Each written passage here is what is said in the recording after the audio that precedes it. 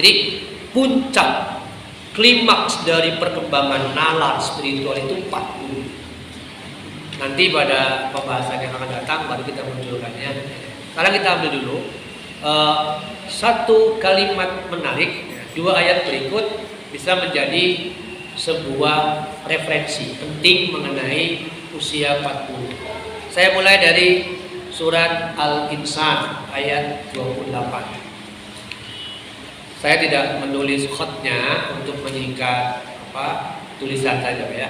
Nanti bisa Bapak lihat sendiri ya di dalam surat 76, surat 76 ayat 28. Di sini ada katakan nahnu khalaqnahum wa shaddadnahum wa shaddadna asrahum.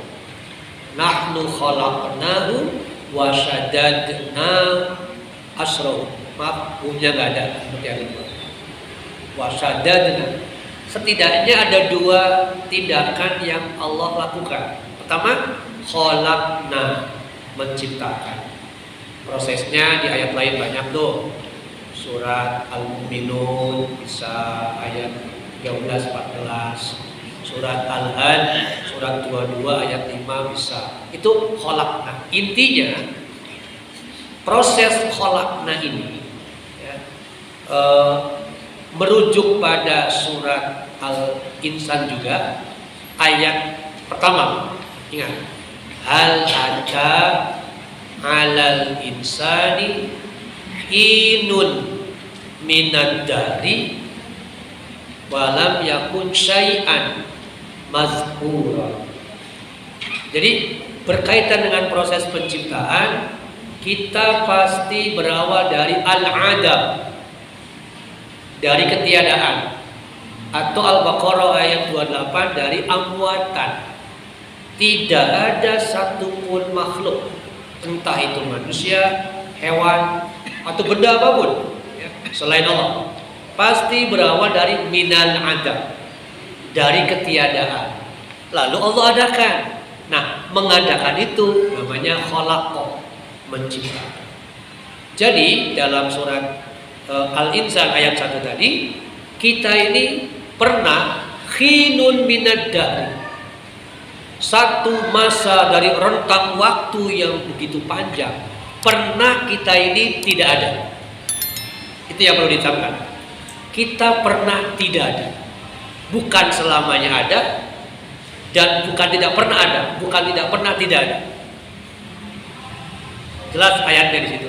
Lam yakun syai'an mazkura. Satu masa, katakanlah kita hidupnya 90 tahun. Di antara 90 tahun itu kita pernah tidak ada. Katakanlah kita lahir, sekarang usia berapa Pak? Ambil contoh 75. Berarti kelahiran tahun berapa Pak? Kelahiran tahun berapa kalau 75? Sebut saja kelahiran 45. Pertanyaannya, apakah ketika perang di Ponorogo kita sudah hadir? Belum kan? 1825. Artinya di situ menunjukkan kita pernah tidak ada.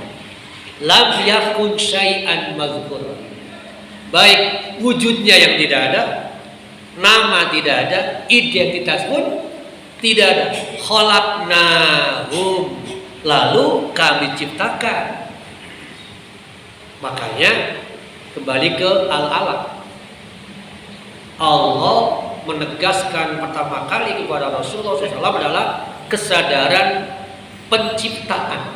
Iqra bismi rabbikal ladzi khalaq. Jadi yang pertama kali dibangun adalah sadar bahwa kita ini ada pencipta. Nah, penciptanya siapa? Baru ditelusuri itu. Tapi sadar dulu saja. Tidak boleh ada yang mengatakan bahwa tidak ada andil Tuhan dalam penciptaan alam semesta, seperti yang pernah dikatakan oleh Stephen Hawking. Itu sebuah pendapat yang sangat keliru ya. Yang pertama. Yang kedua, proses penciptaan itu satu masa syaddadna, kami perkuat. Syadadna, kami perkuat. Apa yang diperkuat? Asrohum. Asrohum inilah yang kemudian menjadi domain wilayah para ulama tafsir untuk memaknai apa itu asrohum. Misalnya sekali lagi, tafsir As-Sa'di mengartikan kalimat nahnu khalaqnahum dengan aujadnahum minal adam, bahwa kami mendapati kalian awalnya tidak ada. Alias Al-Baqarah sekali lagi 28 menyebutnya amwatan. Maka manusia pasti mengalami amat tanas nataini wa ahyaytanas nataini. Pasti mengalami 2 kali kematian, 2 kali kehidupan.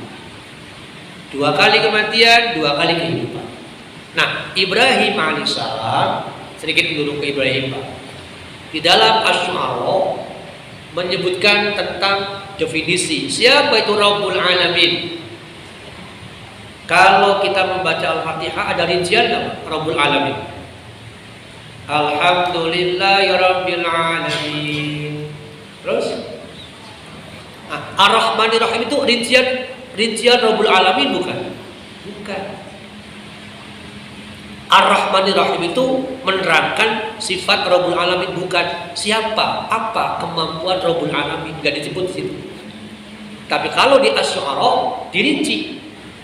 Siapakah man huwa Rabbul Alamin? Dirinci. Misalnya, boleh Bapak lihat ya. Saya sedikit kenal dulu ya. Siapakah Rabbul Alamin yang berkaitan dengan aujadnahum minal adami di surat 26 ya. Mulai dari ayat 77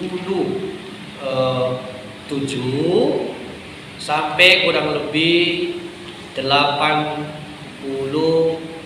lah ya. 81 saja. Dari 77 sampai 81 itu ada rincian apa kekuasaan atau kekuatan atau kemampuan yang dimiliki oleh Rabbul Alamin. Misalnya alladzi, nah itu cirinya Pak. Jadi kira-kira di dalam Quran itu kalau ada ayat diawali oleh allazi atau allazina, setahu saya ya dalam kajian tafsir menunjukkan rincian, penjelasan, rincian atau detil dari kata atau ayat sebelumnya. Silakan saja Bapak ingat Al-Baqarah. Zalikal kitabul la raiba fi hudalil muttaqin. Ditanya, siapakah muttaqin itu? Alladzina yu'minuna. Jadi kalimat alladzina itu menjelaskan karakter muttaqin. Sama seperti ini. Man huwa Rabbul Alamin? Siapakah Rabbul Alamin itu? Satu, alladzi khalaqani fa huwa yahdin. Itu kata Ibrahim. Rabbul Alamin adalah zat yang menciptakanku, fa huwa yahdin, lalu dia mengarahkanku. Jadi jelas Ibrahim alaihissalam sudah muncul kesadaran bahwa Allah Rabbul Alamin itu adalah pencipta beliau sekaligus pembimbing. Tapi lihat kalimat berikutnya, khususnya langsung 81 ya. 81 apa? Walladzi yumituni summa yuhyin. Dia pula yang mematikanku lalu menghidupkan. Tadi kan mencipta. Mencipta berarti memberi kehidupan kan? Lalu menjalani hidup di dunia. Terus ujungnya mati. Setelah mati selesai? Enggak. Ada kehidupan yang kedua, yuhyin.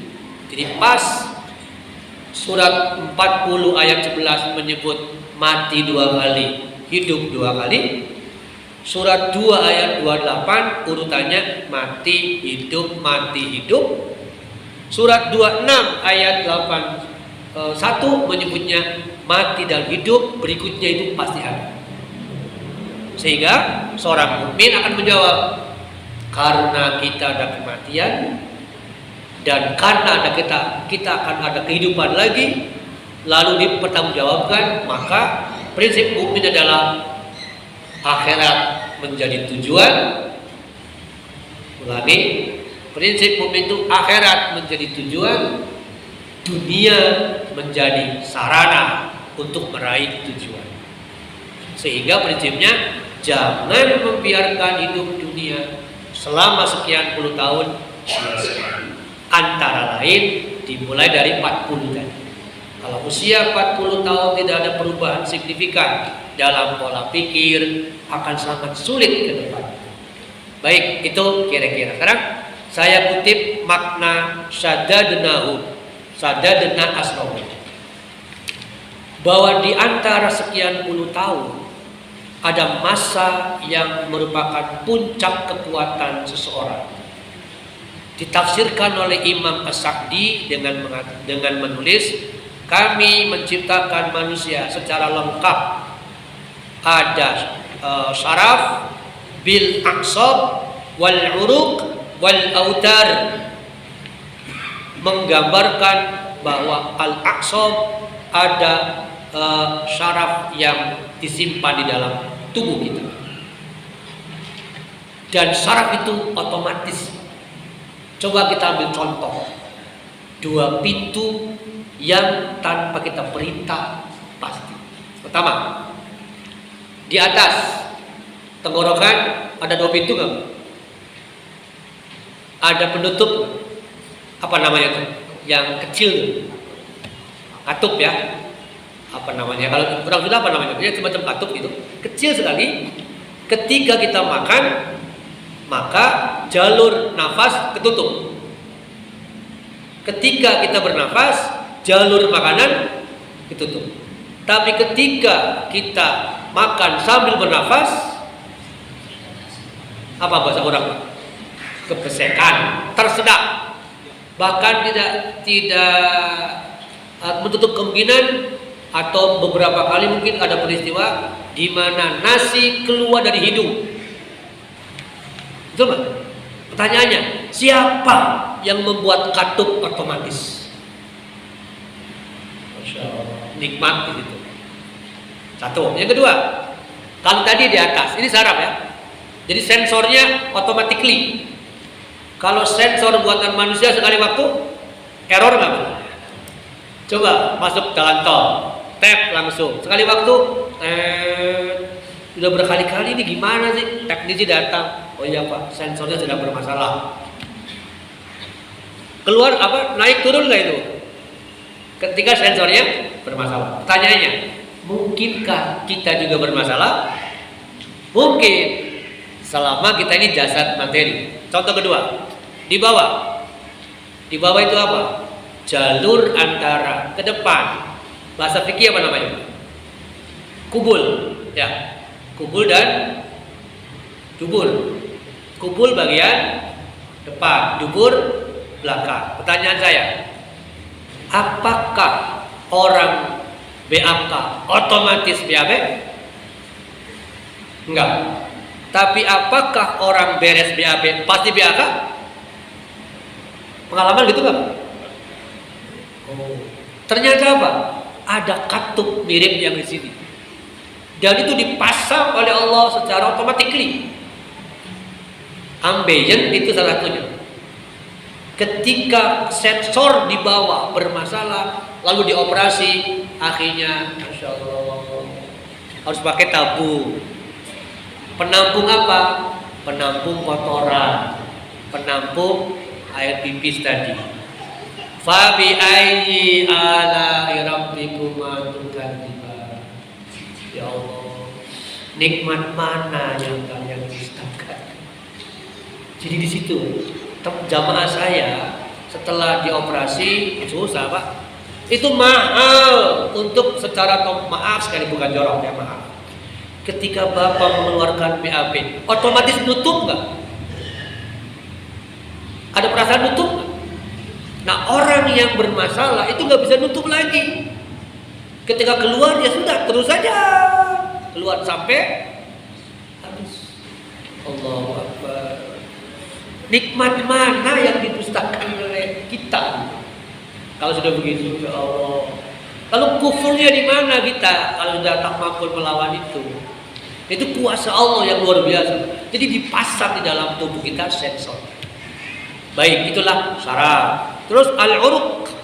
Begitu pula al-autar atau wal quwwaz zahir wal batin.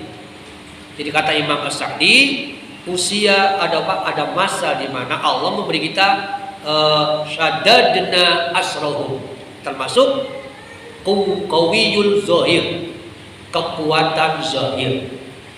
Maksudnya apa? Kekuatan fisiknya, dan qawiyul batin, rasa di situ. Puncaknya adalah 40. Karena kata beliau, ketika sudah mengalami usia itu, maka terjadilah istikmal, proses sempurna, tapi kemudian decline, turun lagi. Maka dalam bahasa marketing ada istilah namanya siklus hidup produk.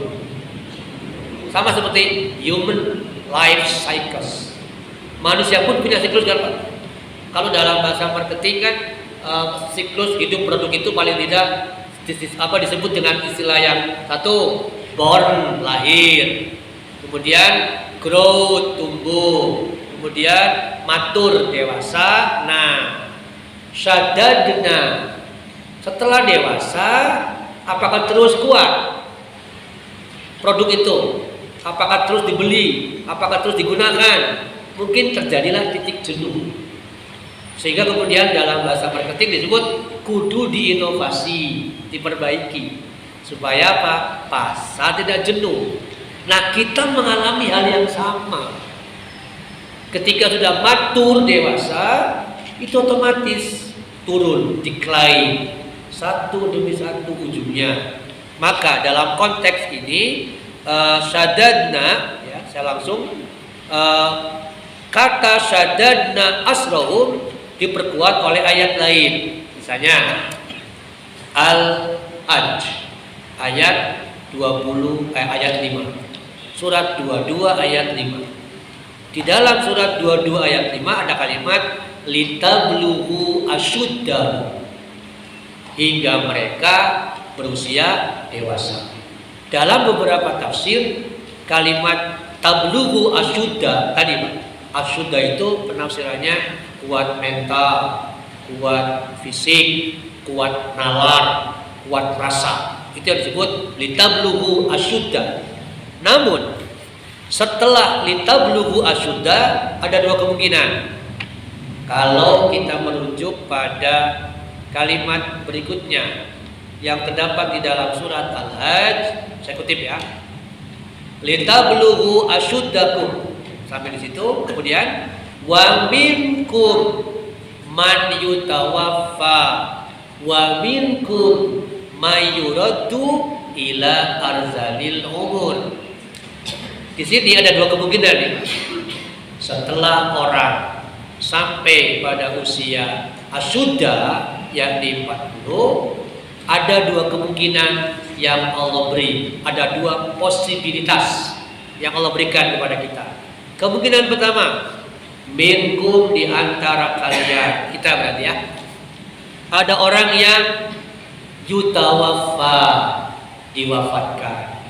Jadi pada saat usia puncak diwafatkan, belum sampai melewati batas usia 40-an ke atas, bahkan belum sampai usia 60. Itu yutawaffa. Jadi kalimat minkum, di antara kalian, menunjukkan bahwa Allah sudah mengatur mana orang yang meninggalnya usia litablughu asyudda, mana yang meninggalnya usia nanti. Ini rahasia. Makanya tidak perlulah mengatakan, nah hanya maut. Dan tadi dia ngobrol dengan saya, nah maut.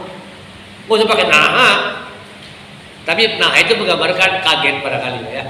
Soalnya tadi ngobrol dengan saya, nah hanya mau itu lagi-lagi nah. Nggak usah nyebut nah. Itulah qadar yang sulit kita telaah kecuali ridho saja. Sebab ayat 2 surat 6 menyatakan begini. Summa qada ajalan. Allah menetapkan ajal. Bapak masih ingat ya? Surat apa? Hadis Arba'in mungkin sudah dibahas.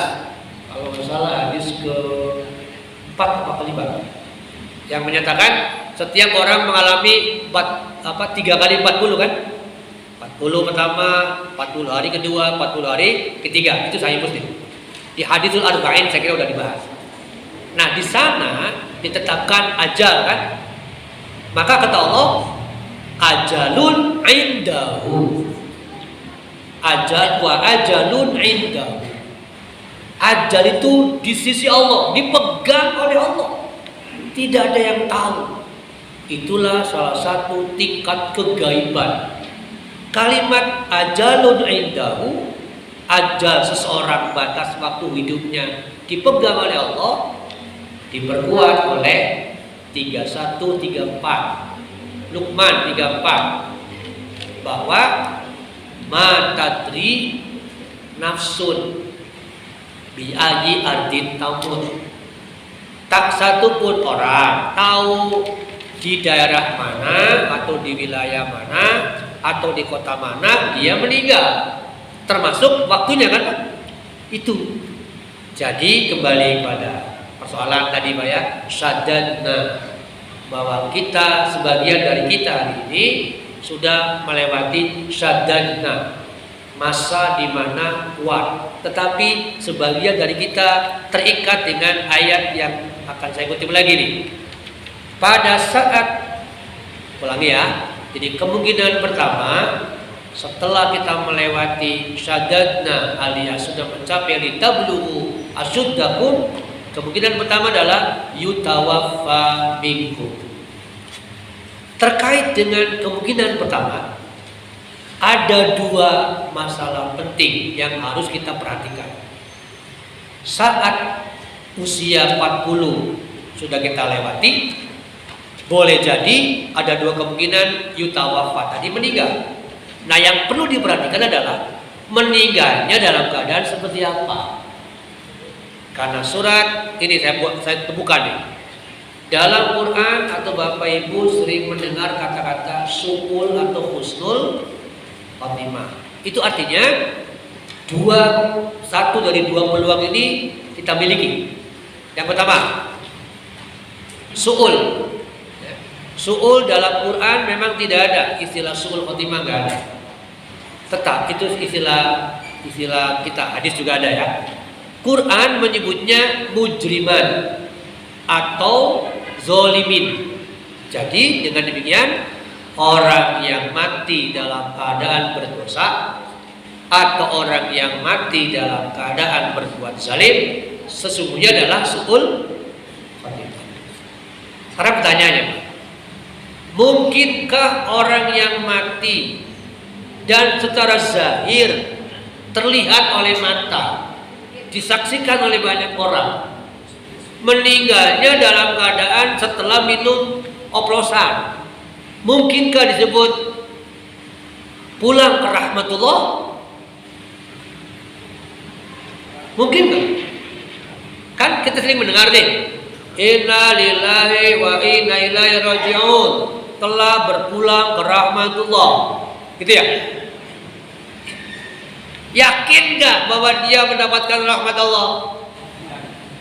Jadi bagi saya nggak perlu, kecuali kalau kita yakin.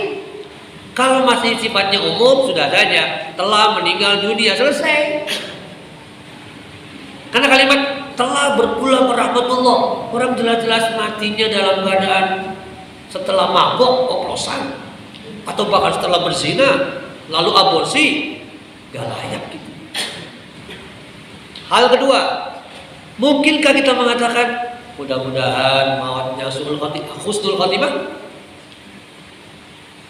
Padahal secara zahir kita yakin dia itu meninggal karena kemarin dia mabok lalu mati, belum sempat bertobat. Bisakah kita katakan mudah-mudahan husnul khotimah? Di kita ini banyak namanya gagal berpikir. Bagi saya, kalimat itu gagal berpikir. Tapi ya bukan berarti kemudian telah berpulang ke laknatullah, nggak usah juga. Masih marah, Pak? Betul. Kalau diumumkan gara-gara kita emosi telah berpulang ke laknatullah. Tong gitu atuh oi. Tapi kalau yang umum sajalah telah meninggal dunia, udah selesai. Sangat umum itu, tidak menyakiti juga. Nah, kembali para bapak ya. Jadi kemungkinan pertama yang perlu diperhatikan, jangan sampai kita meninggalnya zalimi anfusihim atau mujrimah dalam keadaan berdosa. Takutnya luar biasa. Jadi bagi orang yang takut kepada Allah, ini saya astagfirullah selalu menangis. Karena apa? Takutnya di situ, meninggal sedang berdosa. Makanya saya kira sebagai laki-laki bapak-bapak sering mendapatkan sentuhan dari khotib kan, ittaqullaha haqqa tuqatih wa la tamutuna dan seterusnya. Ya. Yang kedua, kemungkinan kedua adalah mukminan. Ini yang kita cari. Surat An-Nahl menyebutnya thayyibin, bahwa yatawaffahumul malaikatu thayyibin. Ada orang-orang yang diwafatkan oleh malaikat dalam keadaan thayyibin, yakni berbuat baik. Setahu saya, kebanyakan mufassir mengartikan thayyibin adalah orang-orang yang laisal musyrikin, orang-orang yang matinya tidak dalam keadaan musyrik. Nyambung Pak ke hadis kan? Supaya tidak dalam keadaan musyrik, maka ketika sakit berat dan kita duga sedang fi ghamaratil maut atau sakaratul maut, lakinu mautakum bila ilaha illallah. Lakinu, ajarkan. Pertanyaannya muncul, apakah orang yang seumur hidupnya gak kenal ruhnya dengan Allah, dengan la ilaha illallah, karena azan tidak pernah dia jawab, sholat dia tidak pernah laksanakan, kenalkah ruhnya dengan Allah? Kenalkah ruhnya dengan kalimat la ilaha illallah? Enggak. Mulutnya terkatup, sulit untuk mengucapkan itu, apalagi sampai apal nanti di alam kubur. Saya kaitkan dulu dengan alam kubur ya. Kata Rasul gini, tu'adur ruhu ila jasad. Ketika ruh dikembalikan atau dipertemukan dengan jasad, fayatiyah malakan, datanglah malaikat kepada orang tadi. Jadi ruh, makanya mengapa ketika orang meninggal sunnahnya segerakan apa? Untuk dikubur, ya kan? Kenapa? Karena kata Rasul, kalau yang meninggalnya muttaqin tadi, thayyibin, ruhnya sekarang sudah menunggu. Di lantainya cakar dia bayar ya, burukeun atuh. Karena dia ingin segera menikmati balasan Allah. Tapi kalau orang itu munafik, kalau bisa jangan kembali. Orang munafik itu kalau bisa udahlah papi sawelah pengdihijikeun deui lah. Sebab dia sudah membayangkan wah azabnya euy. Nah, katakanlah kembali tadi ya. Setelah ruh dan jasad ketemu, malaikat datang 2 orang, Pak, malakan. Pertanyaannya 3 dalam hadis Abu Sa'id Al-Khudri. Di kitab Al-Usul As-Salasa dibahas masalah ini. Pertama, Marrabbuka, siapa Tuhanmu? Karena dia sudah terbiasa asyhadu an la ilaha illallah, terbiasa tasyahud, terbiasa lewat sholat wajib atau sunnah, maka dia bilang Rabbi Allah, lancar, mudah, tenang, gamblang, tidak usah nyontek, tidak usah lihat sebentar. Saya tadi itu pesan ke anak, nulis di mana ya kalimat itu ya? Bentar. Oh iya, marrabuka, hilang euy. Gak akan mungkin hafalan, itu bukan hafalan. Ruh yang mengenalnya, bukan hafalan. Yang kedua, Madinuk, apa agamamu? Diniyal Islam, dengan tenang. Yang ketiga, sebetulnya yang populer hadisnya bukan man nabiyuk, bukan, tapi man hadzal rajul alladzi bu'itha lakum. Siapa orang ini? Siapa orang ini yang diutus kepada kalian? Oh, kalau dia mukmin lantaran terbiasa wa asyhadu anna Muhammadar Rasulullah, dengan gampang huwa Muhammad sallallahu alaihi wasallam. Setelah 3 jawaban lulus, langsung tafadhol. Silakan ikuti saya diantar. Itu kira-kira. Sebaliknya, nah ini ketika yang menjawab ditanya marrabbuka, siapa Tuhanmu? La adri, aku nggak tahu. Tuh, dipukul dengan konon alamnya dari bayat, dipukul dengan batu sebesar kepala sapi, hancur, hidup lagi, ditanya lagi, Madinuk, jawab sama, la adri, aku nggak tahu, pukul lagi. Yang ketiga, jawabannya apa? Pertanyaannya sama tadi. Jawabannya sama. La adri, aku nggak tahu, dipukul lagi. Kata Rasulullah SAW, yasma'u kullu syai' illal insan. Setiap orang mendengar jeritan orang yang diazab di dalam kubur, kecuali manusia. Ya bayangkan Pak, kalau kita bisa mendengar jeritan orang, saya apa paling susah? Saya jaraknya cuma 20 meter dari Taman Makam Pahlawan. Tibra mau sare, gak akan. Kalau ceritanya, makanya boleh jadi Pak. Tadi kan kalimatnya yasma'u kullu syai' illal insan. Segala sesuatu bisa mendengar jeritan orang yang di azab kubur, kecuali orang. Berarti ayam bisa, hewan bisa. Kalau menurut zahir hadis kan, maka patut diduga kalau di kuburan tiba-tiba ada ayam kayak orang soak. Saya pernah lihat itu beberapa kali. Ayam itu lari menjerit sambil mengembangkan sayapnya meskipun tidak bisa terbang, tapi lari Pak, kayak orang soak. Sekali lagi, patut diduga dengan hadis tadi bahwa dia mendengar sementara kita yang ada di situ tidak mendengar. Lagi-lagi saya bisa bayangkan di Cikutra, TPU misalnya, itu kan banyak pegawai serabutan yang rata-rata nggak sholat. Nggak semua sih nggak sholat, enggak. Tapi dibandingkan dengan yang sholat sedikit, mereka justru gaplek di atas kuburan. Bayangkan kalau kejadian ketika mereka sedang gaplek, dari bawah dibetot, ditarik kakinya sampai ke bawah. Apa yang terjadi? Tapi itu kan ada film ya. Di dunia nyata belum ada. Maksud saya, bayangkan kalau betul-betul ada misalnya, tiba-tiba klok ditarik, dibetot. Soak yakin Pak.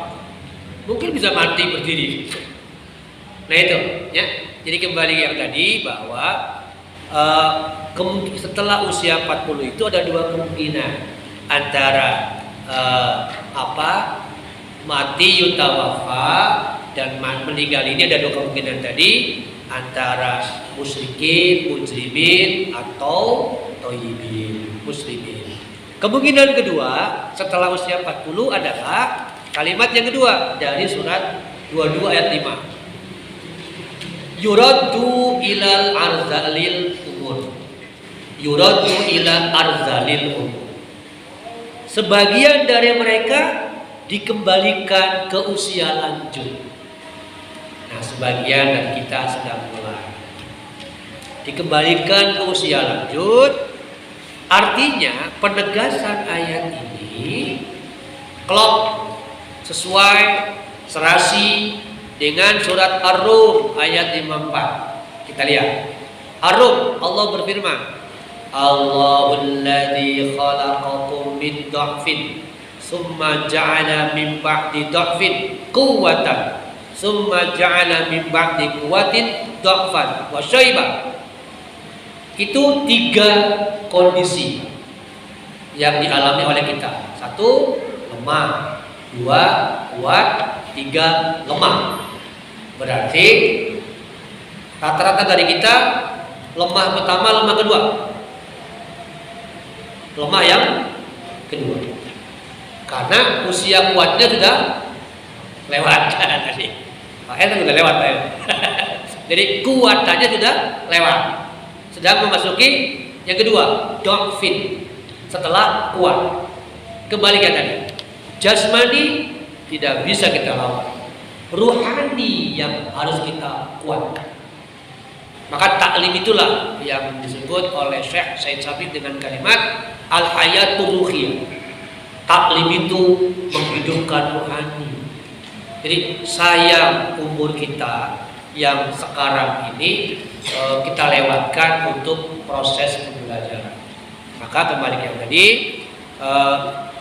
rentang waktu usia 40, nanti berikutnya ada gambaran lanjutan mengenai tindakan apa yang mesti kita lakukan. Nah, selain surat Al-Had ayat 5 mengenai poin tadi, ada kalimat syadadna asrahum atau tablughu asyuddakum, diperkuat oleh ayat 15 surat Al-Aqaf. Nanti akan dibahas lebih rinci poin-poin apa saja yang terdapat di dalamnya. Yang pasti usia arba'ina sana, usia 40 ini harus menjadi tonggak. Harus, apalagi yang sudah. Kalau yang sudah lewat 40 lebih kuat lagi untuk melakukan setidaknya 3 tanggung jawab. As-salasatu mas'uliyah, ke atas, ke samping, ke bawah. Apa itu? Nanti kita bahas. Jadi as-salasatu al-mas'uliyah, 3 tanggung jawab harus kita optimalkan tugasnya. Tugas ke atas, tugas ke samping, tugas ke bawah. Ke samping ini bisa kanan kiri. Ke samping ini nanti bisa mengoreksi ungkapan kalimat itu bukan urusan saya. Seorang mukmin pantang mengatakan itu bukan urusan saya. Nggak boleh. Karena tadi tanggung jawab samping, kanan, kiri. Ya. Kemudian ke bawah, mas'uliyah ke bawah. Apa saja itu? Di samping 3 itu ada lagi. Ada al-masail arba. Untuk melaksanakan 3 tugas utama perlu 4 pokok: ilmu, amal, dakwah, sabar. Nanti dirinci lebih jauh. Itu saya kutip dari kitab Al-Usul As-Salasah. Nanti diulas lebih jauh melaksanakan tadi ya. Jadi yang pasti camkan bahwa hari ini kita harus bisa memaksimalkan ayat 15 surat Al-Aqaf untuk menjalankan 3 tanggung jawab. Apa saja kita akan lanjutkan nanti pada pembahasan yang akan datang. Barakallahu fiikum. Alhamdulillah.